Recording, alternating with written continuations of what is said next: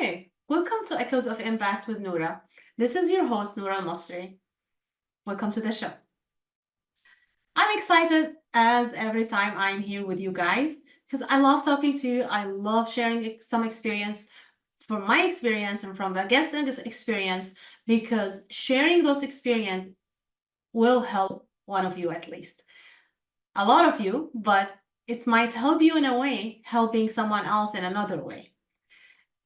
And I'd love to share this perspective in business and nonprofit, talking to my guests and asking them about their experience. You see their success story, you see what they have. Whether you are looking for a business opportunity and you're not sure how to start a business or maybe what type of business you can start, watching Echoes of Impact and watching what my guests has to say, what type of businesses they have, what information they say, what business challenge there is. So maybe you can help businesses to overcome some challenges you're good at. So that's why we're making this show. This is why myself and the team that behind this show is working into delivering this show to you. So today I want to talk to you about one thing important, which is money. When you think that you need some money for something, do you default to think about how can I save money? So if I need something, I'm not going to buy it? Or would your default be, how can I make more money? Thinking about growth and getting more money instead of saving money. I'm not saying to spend money ridiculous, in a ridiculous way. No, I'm not saying that. Of course, this is not what we want to do. But if you need something, you maybe have to think about how to generate more money. Saving and being smart about your money is great to a certain way, not too much where you are suffering so you cannot enjoy anything, but thinking about increasing your revenue, this is what's really going to make a difference, because sometimes no matter how much you save, you're not going to get there. You're not going to be able to get what you want. I'm not saying if you're starting making money, you're going to make tons of money right away and this is how you're going to get what you want and you're not going to have a problem getting what you want. Of course, everything is happening gradually. So let me ask you this question. You all know that I'm a tax professional and a business and nonprofit coach. So I will talk about taxes a little bit.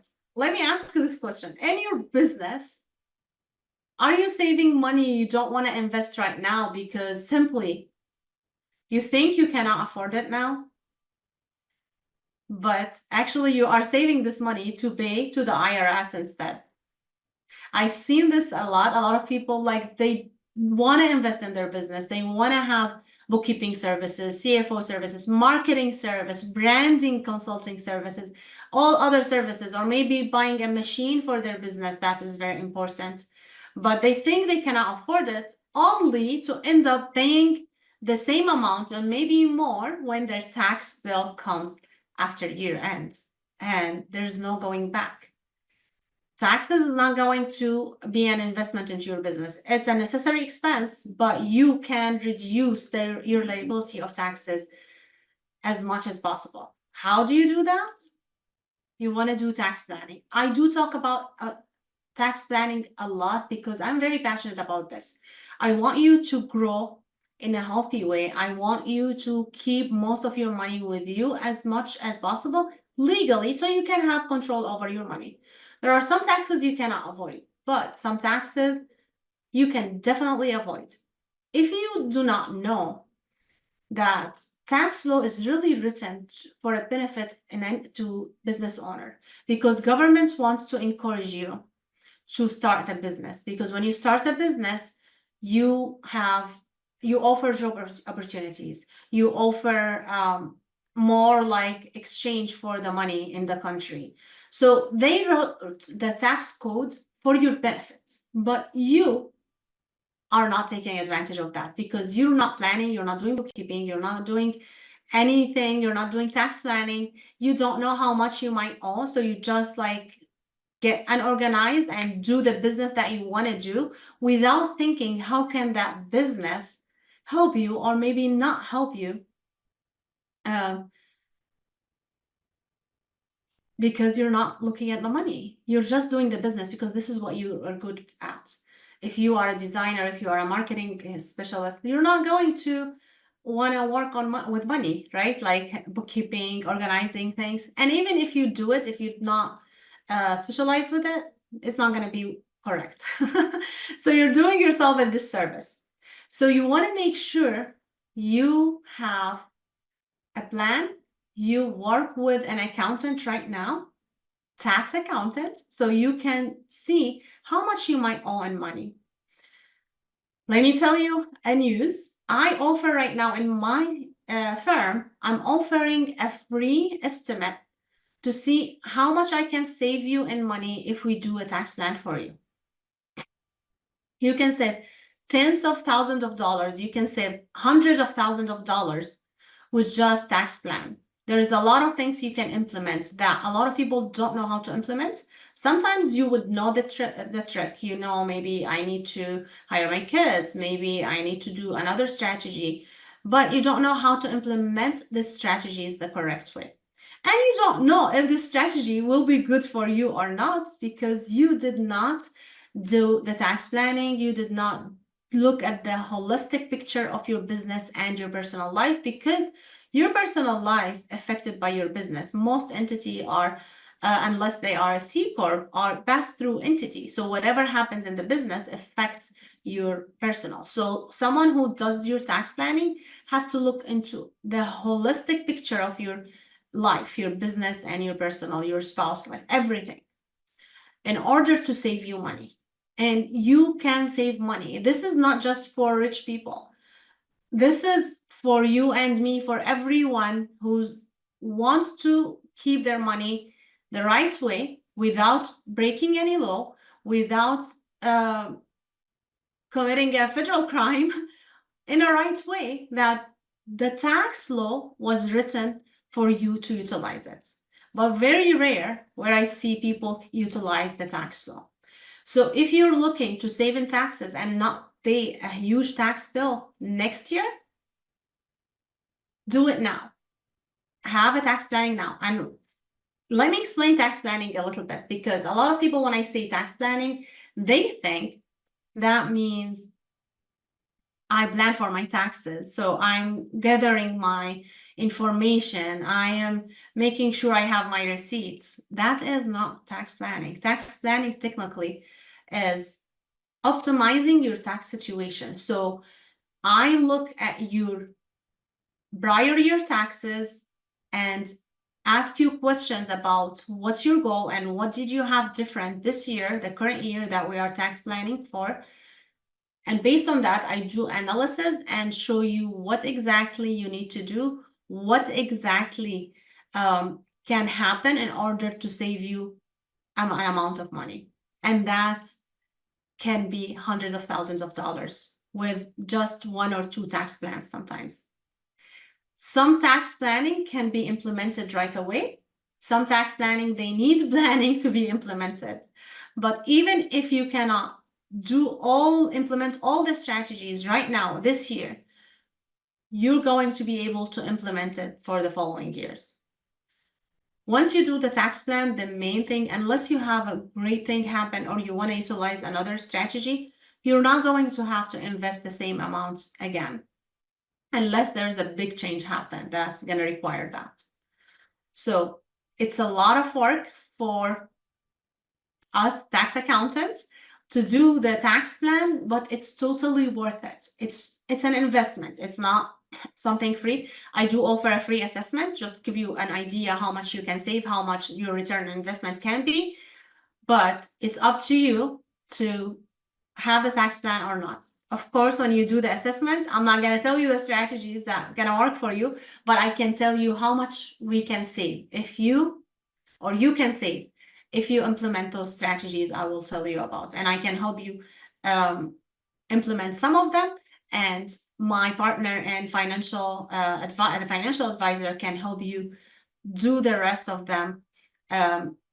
So yeah, we can work together as a team to help you save in taxes, take control on your taxes, and this can be tax deductible expense. So you can save in taxes for next year just by paying for the tax plan. All right. I don't want to hold you further. I'm excited to talk to my guest today. We only have one guest who's amazing. I'm not going to tell you who he is until we come from the break, but stay with me.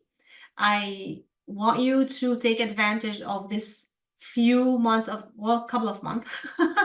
So a couple of months of the year to plan, to evaluate, to make sure you save in taxes, to don't overpay in taxes after this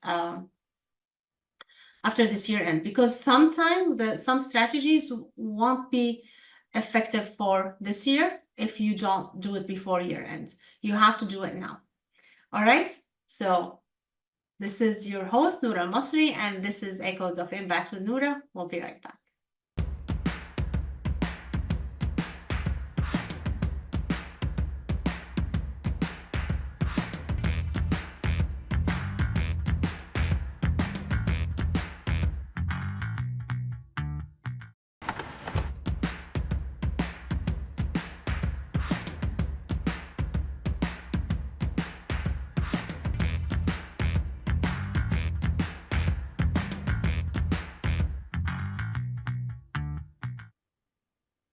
Welcome back. This is your host, Noura Almasri, and this is Echoes of Impact with Noura. Today, we're going to deep dive with my guest. You've seen in last episode, and he shared a lot of powerful information for any small business. Welcome back, Ryan, to the show. How are you doing today? I'm doing really, really well. Thank you for having me back. It's a pleasure. Awesome. Thank you for coming back. It's always great to have you.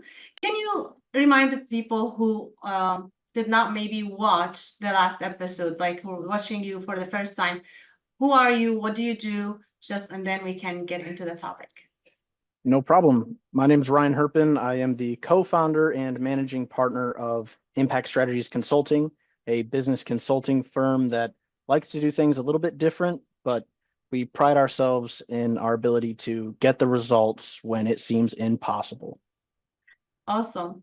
It's very important to see the result, because sometimes it feels like you're working, and there is no result. Maybe sometimes you're working on the wrong thing. And the topic that I would like to talk about today is risk management, because a lot of us, like business owners, when we go do a business or anything in life, like there's always risk, but we do not take that in our mind. Like we get excited, we want to do things, we forget about our risk, what can happen. And for example, in a partnership, sometimes, oh no, we're not going to have an agreement by a lawyer, because why should we have it? We're best friends, we're family. And then when bad thing happens, now they don't know, because they did not plan for any risk. Now, this is just one example, but I'm gonna give you the floor to talk more about risk. What type of risk can face the business owner? So ultimately, the business owner is the most liable part of the business. If anything goes wrong with the business, any kind of lawsuit, financial struggles, whatever it is, the business owner is going to take the brunt of the hit. And it's extremely important to understand risk and risk management.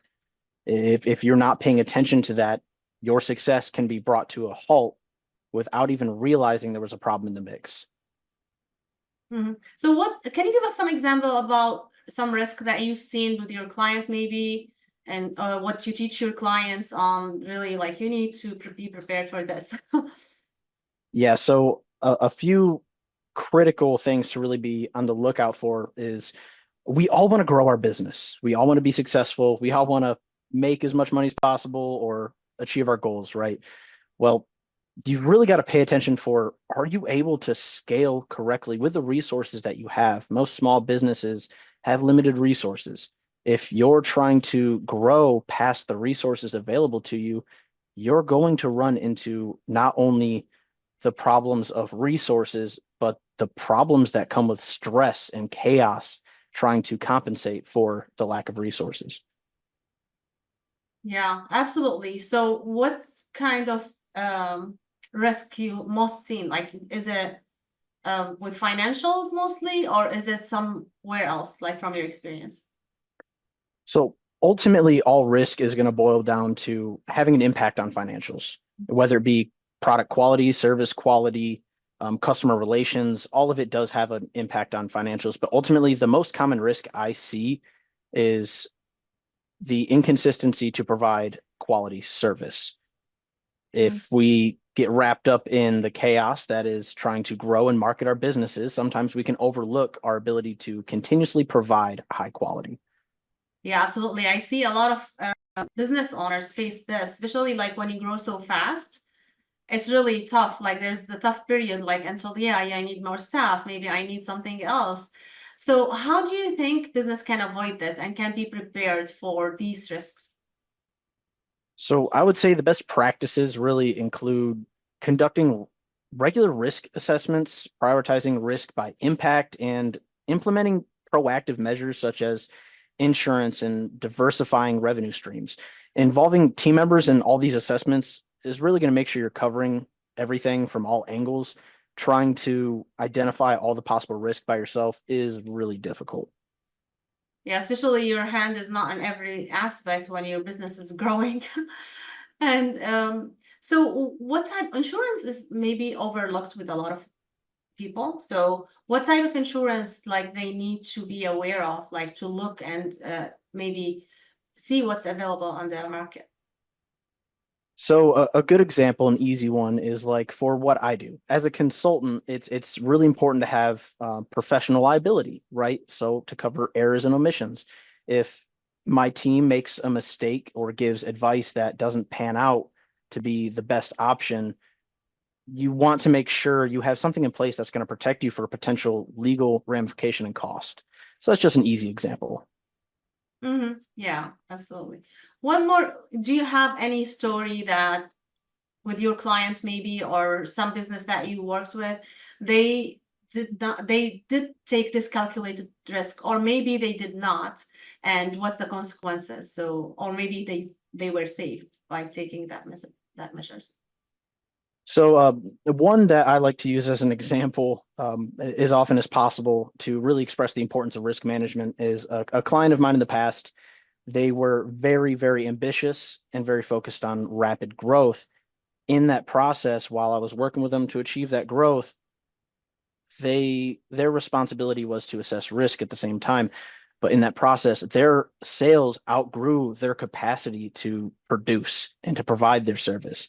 So that caused a lot of really big inefficiencies in operation, ultimately hurting their profitability. Mhm. Yeah. So for this, something like this, you don't, sometimes you do the marketing, you do everything, and it seems like nothing is working, but all of a sudden you get all of these sales. Everyone wants to use your services at one time. So how would you really avoid like having poor service or not fulfillment enough products to fulfill? So I think ultimately the most important aspect of being prepared for that is having a plan that has contingencies. Make sure your operation is set up to scale according to whatever level of business that can be thrown at you. Obviously, there's limitations with a small business, but if your processes, procedures, and standards in your business cannot support rapid growth, they need to be looked at, reevaluated, and set up for if you had a 50% increase in sales, that you're still able to sustain it. Even if it's a little more chaotic, you're not going to compromise your customers' satisfaction. Mhm. Yeah, what do you think about hiring fast in this case? Do you think this is a good mitigation of risk, or do you think this is not supposed to be at that time? It can be one or the other. Ultimately, it can be if you don't have the right preparations, hiring somebody to try to mitigate risk and to get yourself out of hot water can be just the worst possible decision. So ultimately, you need to make sure you have clear, defined roles, responsibilities, structure, and a plan so that in the event you need to get somebody on your team quickly, you're not dropping them into chaos. You're dropping them into a well-defined role that they can immediately add value to the team and the business. I would add to that, like, have someone with experience. Don't try to hire someone entry level. They're not going to be able to help you even if you take this measure. So yeah, absolutely. What final tip about risk management? Like, what would you tell people to really pay attention to that? Now we're ending the year. So what's, in your opinion, that tip could be? So wrapping up the year, it's a good time to reflect, look back at the year you just had and what challenges popped up out of the blue, or even the ones that were foreseen, and understand how you could have avoided it, prevented it altogether, or taken that challenge or problem and turned it into another opportunity. Reviewing what you've gone through can definitely help you be prepared for what's coming up next. Yes, absolutely. And talking about quality risk management, we're going to continue with that with another topic after the break. Thank you so much, Ryan. We'll be back with you after the break. Guys, this is Echoes of Impact with Noura. We'll be right back.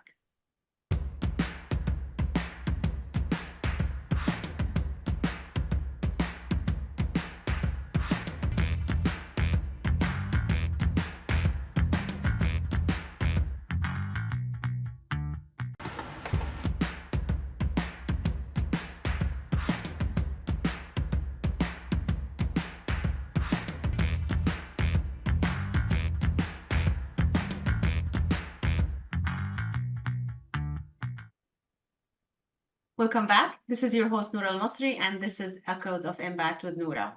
We're back with my friend today, Ryan. Ryan, welcome back. We're going to continue to talk about your business. We were talking about risk management. Now we're going to talk about a very important element in the business, which is our clients, customers. If we don't have sales, we don't have clients, then we don't have a business at the end of the day. So in your opinion, Ryan, what could we do in order to make sure our customers are really happy with us, so they can give us referrals, so they can help us continue growing our business? We spoke about risk management and someone who can be directly affected if the quality of the business is not, or the product or the service is not good, is the customer. And eventually, like you said before the break, it's going to affect our bottom line. So we don't want that to happen. We want to make sure like our clients, our customers are happy with us, so they can continue helping us growing our business. So what do you recommend in order to do that? Honestly, I think a really good pathway to ensuring consistent customer satisfaction and having the business agile enough to respond to dissatisfied customers, having a CRM system can seriously make a difference in efficiency towards improving your customer satisfaction. The systems can really streamline communication and provide really valuable insight into your customers' behavior and allow the business to personalize their interactions. This leads to stronger relationships and better customer satisfaction, ultimately improving performance. Also, so do you so let's just talk more about the CRM. So what type of CRM, a small business, if they cannot really jump into a big CRM, what can they use in the beginning that's gonna still help them to do that? So early on, something I utilized even with my firm was spreadsheets. Now, you can build your own CRM in a very simple way, and it takes a lot of work and a lot of time to do it on your own without utilizing software. But tracking the data from your customers, name, address, email, their reviews, their testimonies, things like that, being able to line that out, you can see trends of what your customers really like. Mhm. So when do you think someone should grow out of spreadsheet? Like, no, spreadsheet's not going to help you anymore. When you have enough business to where you cannot sacrifice the time to keep up with your personalized spreadsheet CRM. And that can be different for every business, I guess. Yeah. So when someone looking for a CRM, what should they look into in order to like, yeah, this CRM is perfect for my business. So what should they look into? So the most important things to look for are ease of use, scalability, and integration capabilities with the existing tools that you have in your business. So automation features, robust reporting, and mobile access are also essential for small businesses to manage customer relationships effectively. Hmm. Yes, absolutely. So can you let us know like what type of features that CRM should have? Like you mentioned scalability, all of these like for preparing for growth. But if someone did not use CRM before, they might be thinking, okay, so why should we use it? What that's gonna provide me? I know you mentioned like personalize the experience for the client, but how? So can you just walk us through what that interface can look like? Yeah, so essentially, an effective CRM helps the business track performance and buying patterns, enabling the personalized follow-ups and targeted offers. This personal touch increases customer loyalty, drives repeat business, and boosts the sales and retention. There's a lot to look for in a CRM, but you need those key things like the patterns. So you know when you do an outreach or an email blast, you're targeting those individuals with what they are looking for. Mhm. Absolutely. So they tell you the interest, you see like how much business they did for you with you. Absolutely. So what can you recommend some CRM like for people so to start looking at into it and just examine what they can use for their business? Yeah, so there's the fact is there are endless amounts of CRMs out there.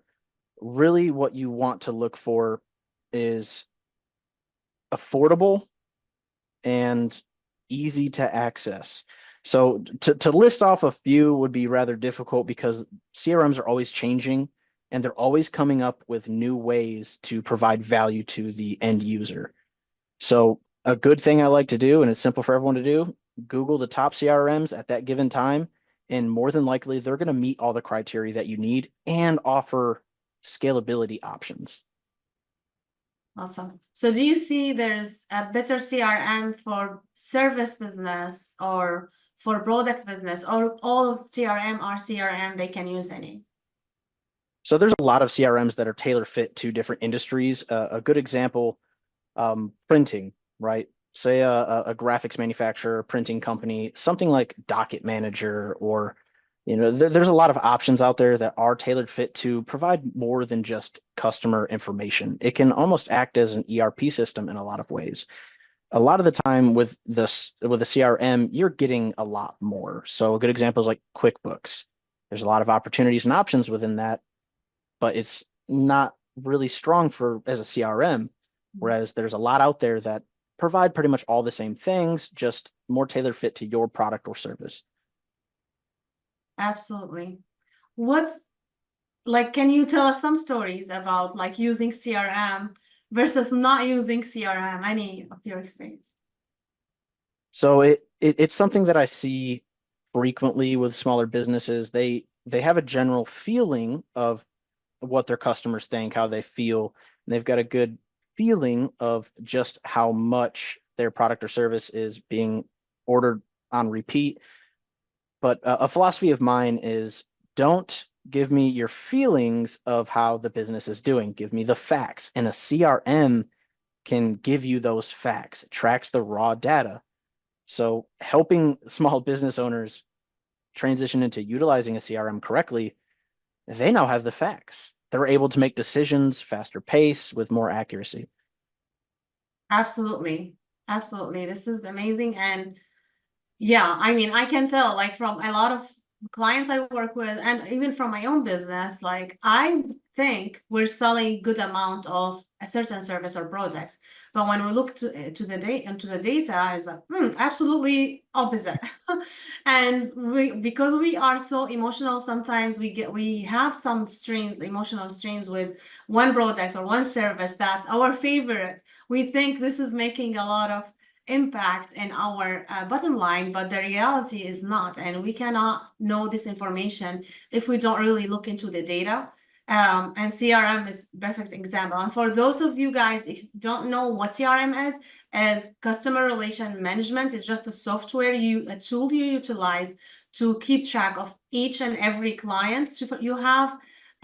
So you can see what's their behavior, you can provide notes, whoever like calling the clients, you can always like provide notes and give a story like what happened when they called or when you called them. So if someone else in the business started to call that client, they'll be able to talk about the previous thing that you spoke about. So they don't have to tell you the story over and again. Who like who would like to repeat the story with every sales representative, right? Yes. So sometimes it happens a lot. It happens when we call the IRS too. Like, okay, Yep. driving you from one to another, you have to repeat the story, repeat everything.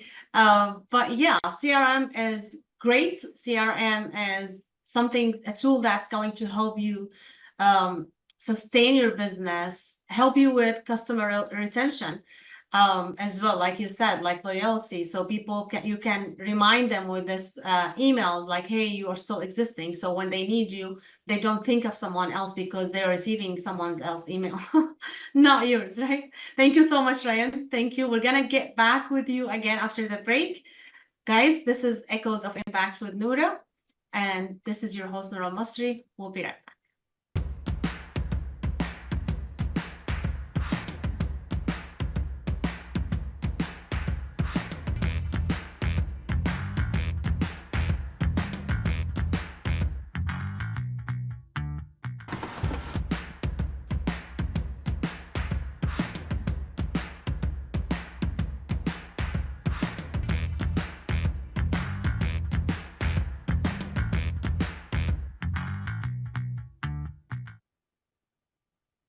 Welcome back. This is your host, Noura Almasri, and this is Echoes of Impact with Noura. We came to the end. We're going to continue talking to my friend Ryan about how you scale your business, how to make sure your customers and clients are satisfied, how can you manage them, how can you mitigate risk for your business. Now we're going to talk about scaling. So if you feel you need to go back and watch again, this show going to be this episode and every other episode like will be on the Now Media TV. So you can go ahead and look for any episode you want to watch. You can watch this episode over and over and maybe write down what we're talking about because I know it can be a lot. Welcome back, Ryan. Let's talk about scaling businesses. Ready? Absolutely. Awesome. Awesome. So what's business owners should really pay attention to when they want to scale their business? Some of the most important things to consider is your operational capacity, your cash flow, and the scalability of your systems and processes. I touched base on this a little bit before, but it's important to expand in a way that maintains quality, like ensuring that your team and infrastructure can really handle the growth.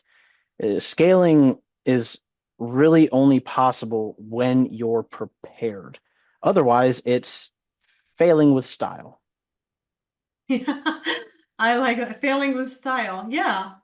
Yeah, that can be right. So yeah, if you're not prepared, if you're not having everything, the cash flow, that's very important because a lot of business suffer with cash flow and every payroll, they were like, okay, how can I make the payroll? And we end up not paying ourselves as business owners just to pay our staff. And this is not going to, we think sometimes this is going to happen in this stage, but no, it can happen at any stage. Yep. So yeah, this is very important. So how can they do that? How can they make sure they are making sure these factors are taken care of? Like, what's the best practice? Like, what can they do in order to not fail into that?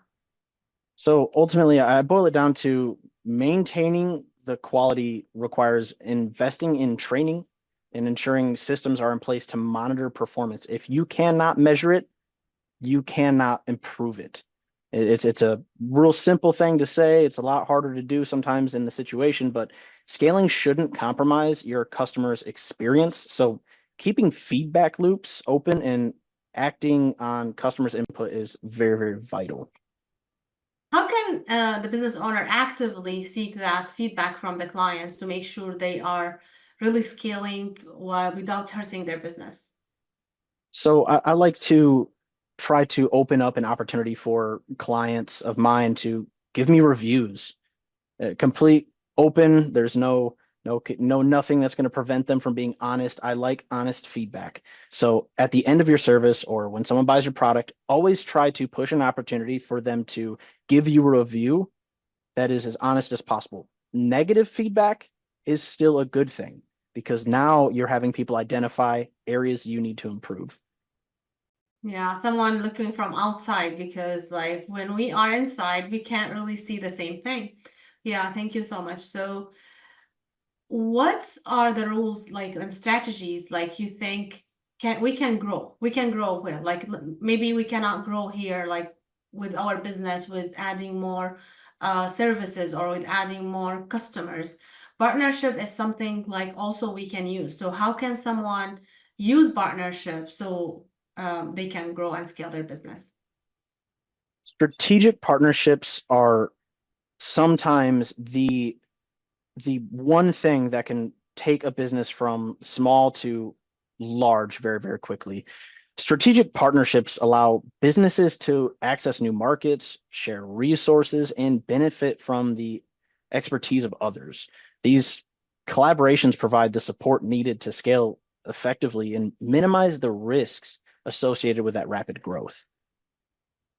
So what would you give an example like for who can partner with who?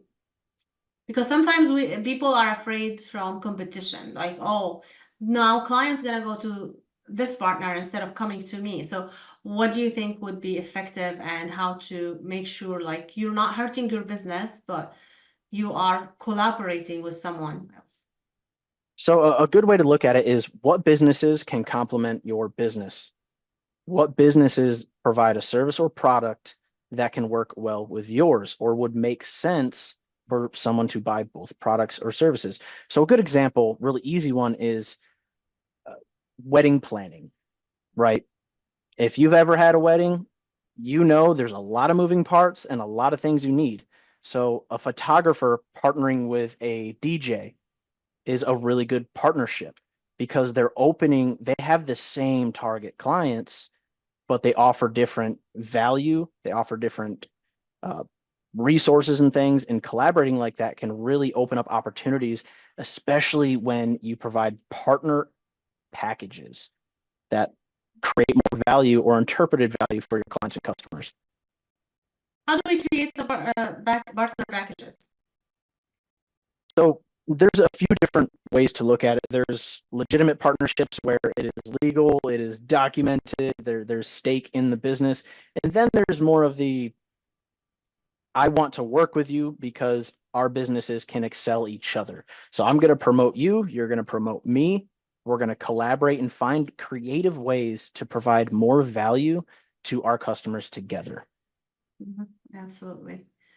Awesome. I love that example because who did not like organize, not even if it's not a wedding, any party or anything, we know like we need a lot of things.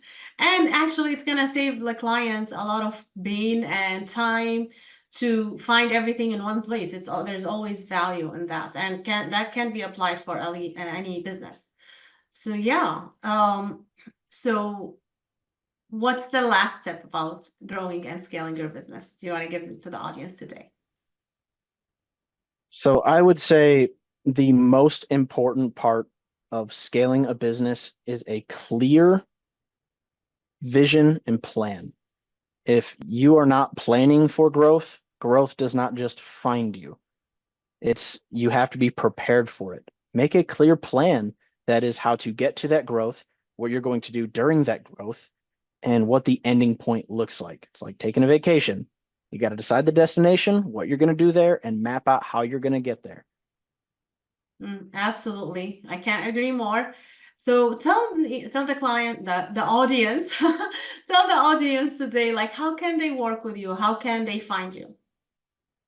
Yep. So easy ways to find me is LinkedIn, um, Facebook. I have Facebook. Social media is an easy avenue, but my website. It's a fast, easy way to reach out to me personally and to my team. And we are very, very good about getting back to people. Doesn't matter what your needs are, your concerns are. We offer free consultations and we are here to help. And if we don't think we're the best fit for you, we're going to tell you. We're not in the business of bad business.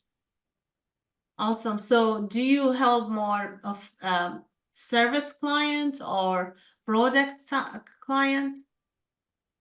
So early on in our firm, we focused a lot on manufacturing, but as we've grown, so has our repertoire. We now work with a lot of different industries, a lot of skilled trades, service industries, sales teams, still work within manufacturing, but we've definitely grown to accept almost any challenge. It keeps things exciting and keeps our firm growing in a very healthy way. Awesome. Thank you so much, Ryan, for your time today. Thank you, guys. You gotta reach out to Ryan. You got nothing to lose. Free consultation. So go ahead and book a time with him, with his team, so you can see how can he help your business. Thank you so much, Ryan. We came to the end, and I don't like the ends, but I'm gonna see you next week. We will talk next week about any topic that comes and you want us to address. So send me your suggestions, send me your what you want. How can I help you? How can I help you have a better business, have a better life, have a better nonprofits? So I can talk to you about it, have some awesome guests like Ryan and other guests that we have in Echoes of Impact, so they can share the information and the experience with you all. Make sure to watch me next week, Tuesday, every Tuesday at 5 p.m. Central at Now Media TV. Check the landing page to see where you can watch or listen into the radio. And you can always find us on the web. So you can always watch on YouTube, on the landing page, watch all other episodes from the landing page.